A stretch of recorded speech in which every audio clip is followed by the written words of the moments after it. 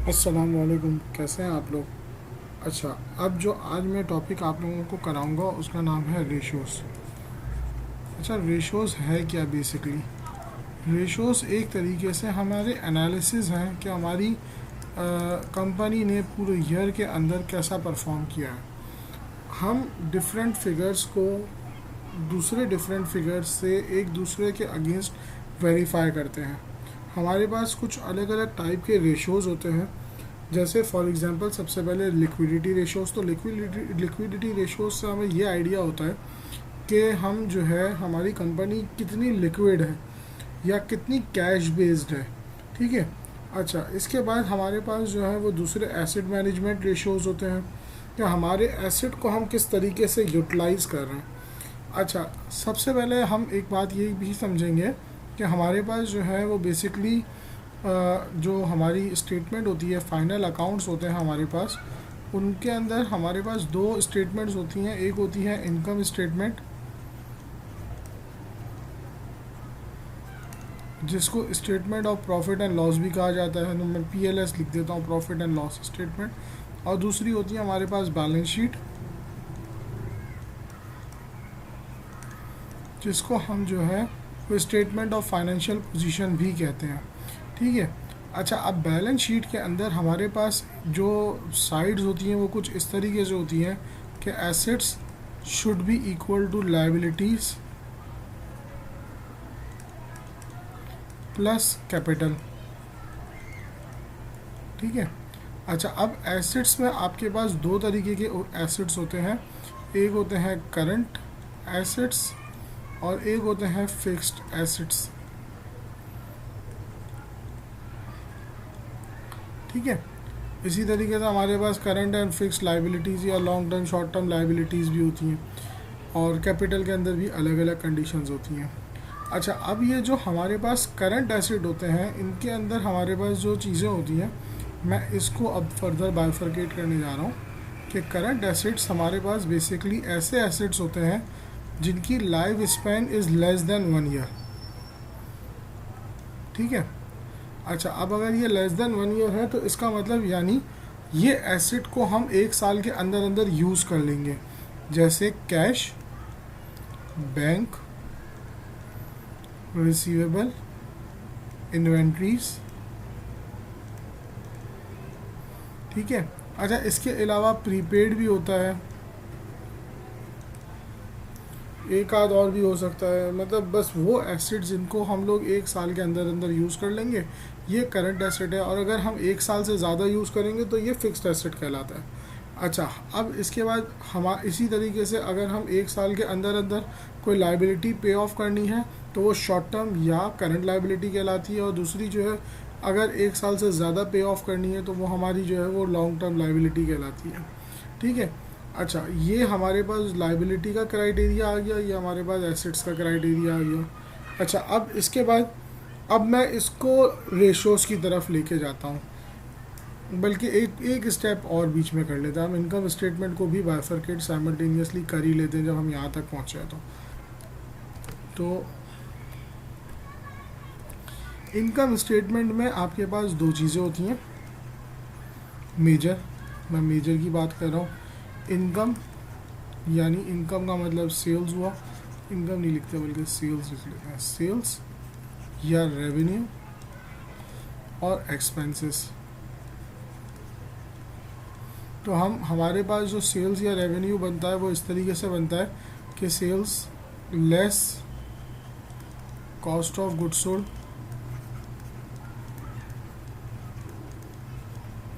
ठीक है। अगर मैं सेल्स में से, सेल्स का एक फ़िगर है उसमें से मैं कॉस्ट ऑफ गुड्स सोल्ड के एक फ़िगर को माइनस करता हूँ तो इसके बाद हमारे पास आ जाता है जो फिगर, इसको हम कहते हैं ग्रॉस प्रॉफिट।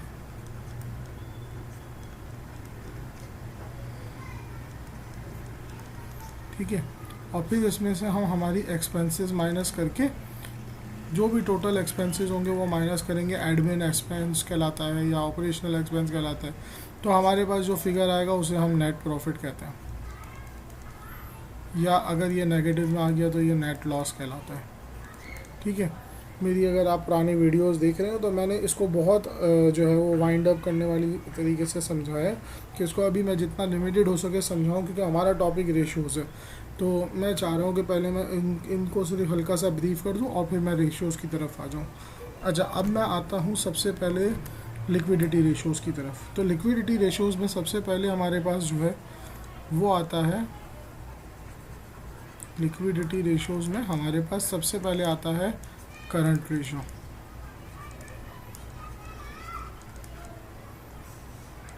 अच्छा, करंट रेशियो क्या है? करंट रेशियो का मकसद क्या है?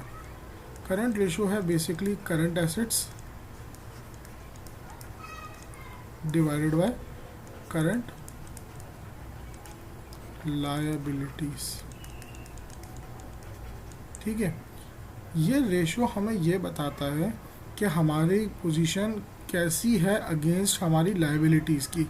अगर फॉर एग्जांपल इसका आंसर 1 आता है तो इसका मतलब ये है कि हमारे एसेट्स, करंट एसेट्स और करंट लायबिलिटीज़ बराबर हैं। देखें, एक बात समझें, अगर हमारे पास पैसा नहीं है ना, ये हमारे लिए बड़ी ख़तरनाक सिचुएशन है। हमारे पास पैसा हर वक्त अवेलेबल होना चाहिए, कोई भी इमरजेंसी आ सकती है, कोई सैलरीज देनी है। और करंट एसेट्स जो है वो हमेशा जो है वो ज़्यादा होने चाहिए करंट लाइबिलिटीज़ के।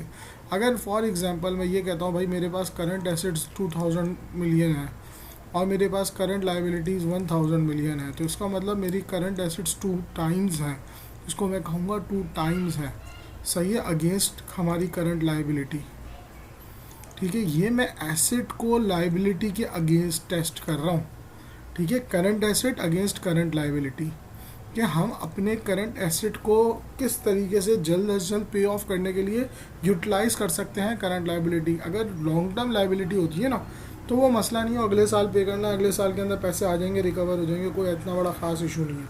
लेकिन अगर मेरी करंट लाइबिलिटी की पोजीशन ख़राब है तो ये बहुत एक सेंसिटिव पोजीशन है।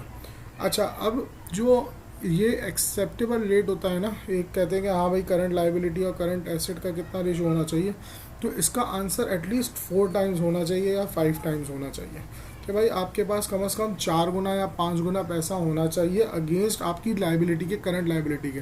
क्यों? क्योंकि इसका मतलब ये है कि फिर you are in a position कि आप इन्वेस्ट कर सकें। ठीक है। अच्छा, अब मैं इसके बाद दूसरे रेशो की तरफ जाता हूँ जिसको हम कहते हैं एसिड टेस्ट या क्विक रेशो। क्विक या एसिड टेस्ट। अच्छा, अब ये क्विक या एसिड टेस्ट रेशो का फॉर्मूला बहुत सिंपल है कि आप जो है वो करंट एसिड्स में से इन्वेंट्रीज को माइनस करेंगे और उसको हम डिवाइड कर लेंगे करंट लाइबिलिटीज से। यानी ये जो इन्वेंट्री है ये पता नहीं कब बिके, कब चले, हम इसके ऊपर रिलाई नहीं करेंगे, हम जो है वो इसको रिमूव करेंगे और देखेंगे कि भाई हमारा बेसिक मकसद ये बना कि भाई हमारा जो है वो अकाउंट रिसीवेबल और प्लस अकाउंट रिसीवेबल और प्लस कैश बैंक। ठीक है।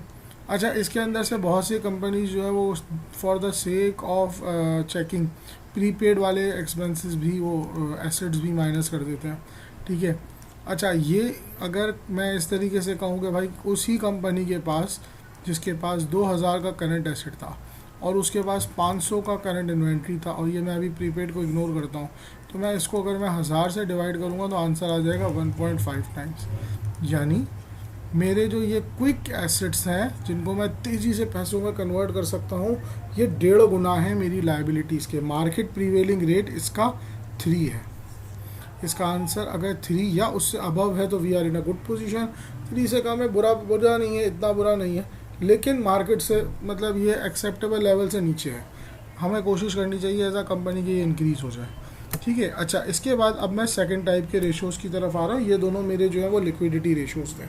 अच्छा, इसके बाद मैं आ रहा हूँ अपने सेकंड टाइप के रेशो के, जो कि हैं एसेट मैनेजमेंट रेशियोज़।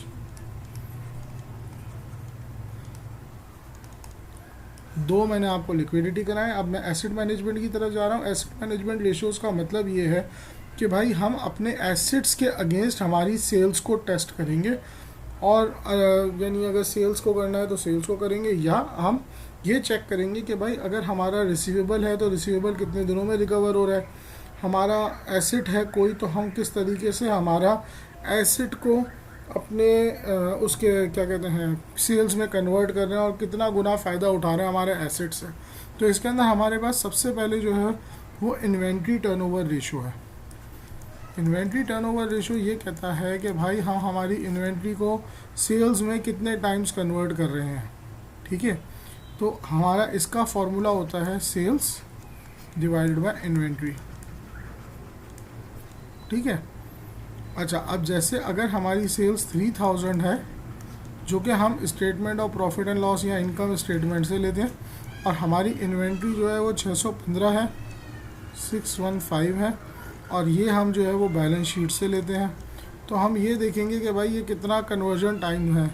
तो इसका आंसर आएगा 4.9। ठीक है, तो इसका मतलब ये हमारे लिए अच्छी कंडीशन है।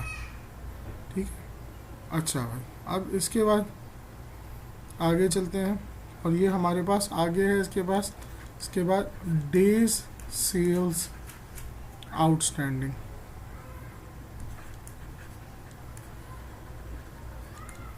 जिसको हम DSO कहते हैं। ठीक है, अच्छा DSO हमें ये बताता है कि हमारा जो है जो सेल है वो अगेंस्ट रिसीवेबल कितने दिनों में कन्वर्ट होता है। सही है, तो इसके लिए हम जो है वो ये करेंगे कि हम लिखेंगे रिसीवेबल डिवाइडेड बाय जो भी हमारी एनुअल सेल है, और इसको हम 365 से डिवाइड कर लेंगे। तो ये हमारे पास जो इसका मतलब है ना, जो इसका आंसर आएगा ना, वो आंसर आएगा हमारे पास ये नंबर ऑफ डेज़ में। ठीक है, अच्छा अब ये फॉर एग्जांपल इसका आंसर आ रहा है 45 डेज़। अच्छा इसका मतलब ये हुआ कि हमारी जो सेल्स है, जो एनुअल सेल्स है, वो रिसीवेबल में कन्वर्ट होती है 45 डेज़ में। यानी हम रिसीवेबल का कितने दिनों के अंदर अंदर हम इससे पैसे ले लेते हैं। ठीक है, हमारी मतलब हमारी सेल्स अगेंस्ट रिसीवेबल है। ठीक है, अच्छा अब ये जो 45 डेज़ का इसका आंसर आ रहा है ना, ये हमें मालूम करना होगा कि भाई मार्केट में प्रीवेलिंग कितना चल रहा है, कि किस तरीके से इसको पैसा कितने दिनों के अंदर अंदर रिटर्न मिलता है।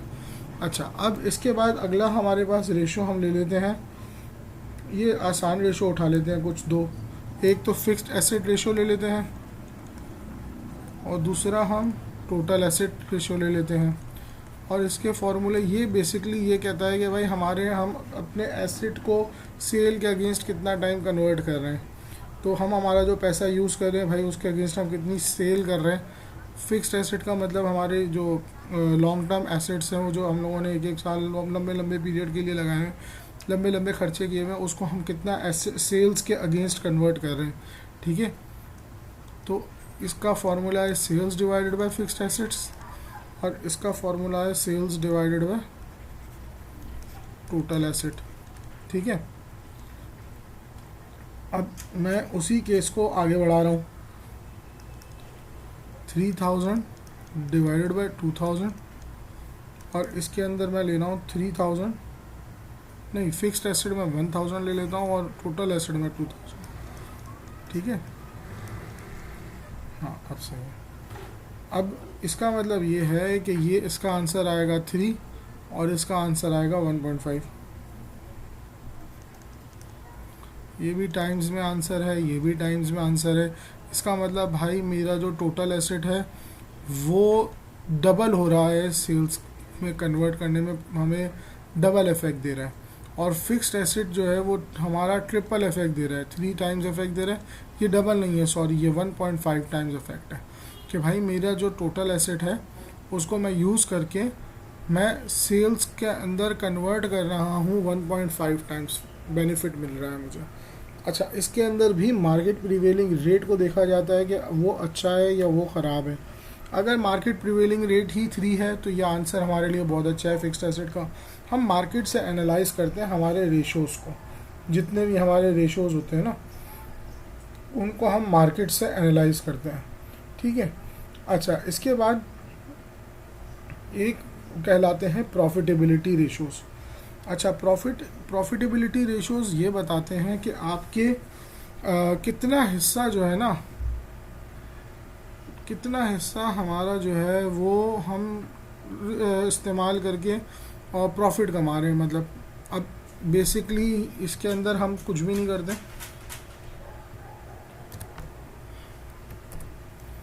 सबसे पहले मैं ग्रॉस प्रॉफिट का रेशो निकाल लेता हूँ, इसको ग्रॉस मार्जिन रेशो भी कहा जाता है।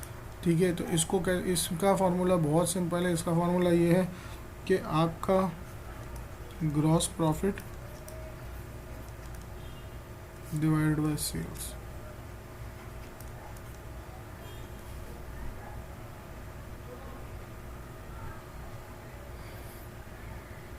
ठीक है,